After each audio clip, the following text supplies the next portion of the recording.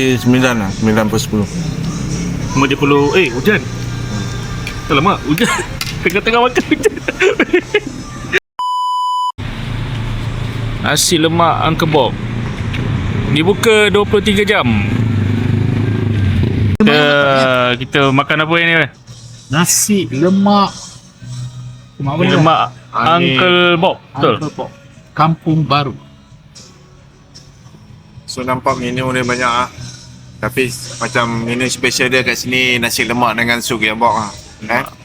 First time. Aku ambil nasi lemak ayam butter. Ni nak cerita sikit lah. Nasi lemak ni style Bali. Try apa? Style Bali. Bali. Kenapa tu? Bali. Sebab dia ada kangkung kan. Beras dia pun guna beras yang grade Tinggi ke tak tinggi? grade tinggi. Grade tinggi. Okey. Nasi dia berlemah ni. Awak punya lauk apa ni? Baru awak So, ke? saya selera hari ni nak makan telur dadah. Telur dadah bergedil. Tahu bergedil. So saya test dulu dia punya kelemakan nasi tu sangat banyak santan. Berlemak ah. Memang power. Cukup. Sedap ah. Bukan cukup rasa tapi berlemak. Berlemak. Ini baru betul nasi lemak. Oh. So ini sebenarnya kedai ni ada dekat Bukit Bintang satu. Kedai nasi lemak Angkebok. Rasa yang paru lah bang. Ni memang saya memang paru lah. Favorite lah. Favorite. Paru sambal.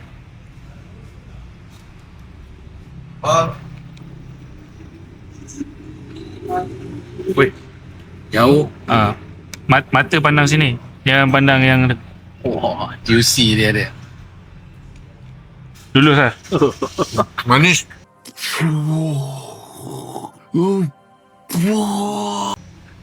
Lulus. Elok. Telur dah tak payah nak review lah. Telur. Kau puja kena. Aku Butter yang buttermilk. Alah, kita rasa buttermilk selalu biasa kan. Ni buttermilk. Ni tak kena ni. Apa nasi lemak? Western. Ini yang sekarang ni bang. Wah dia. Okay, sedap juga. Manis. Manis pedas. Okey je. Macam sambal dia. Sambal dia mana? Sambal dia rasa ni. Biasa sambal dia. Rasa manis ke? Tak terlalu manis. Tak terlalu pedas. Sedap dimakan lah. Boleh makan lah. Boleh makan. Sambal dia memang betul-betul sambal. Cukup masak. Nasi lemak. Cukup masak. Nasi lemak.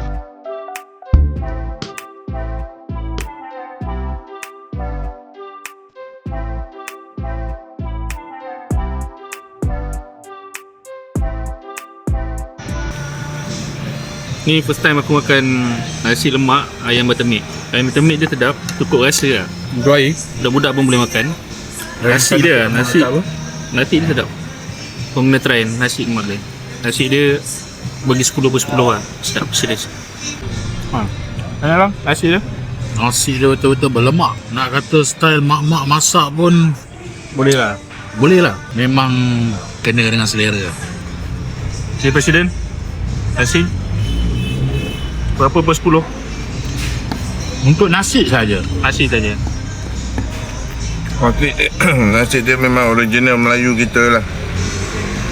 Yang kampung punya. Kalau kita makan nasi lemak kampung lah, macam ni lah dia punya lemak dia. Ni yang bukan yang menyaga Ni yang mak-mak kita buat tu.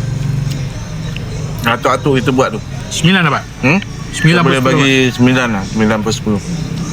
50. Hujan. Alamak, hujan. Tengah-tengah makan.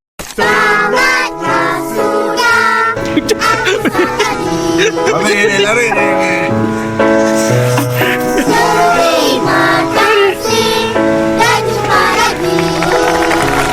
Meja ada besar, meja kecil juga ketimbang.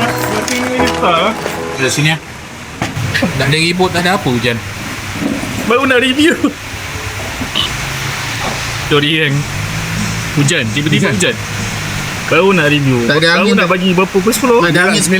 Tak ada angin, tak ada ribut. Lebat lah tu. Baru nak. Baru.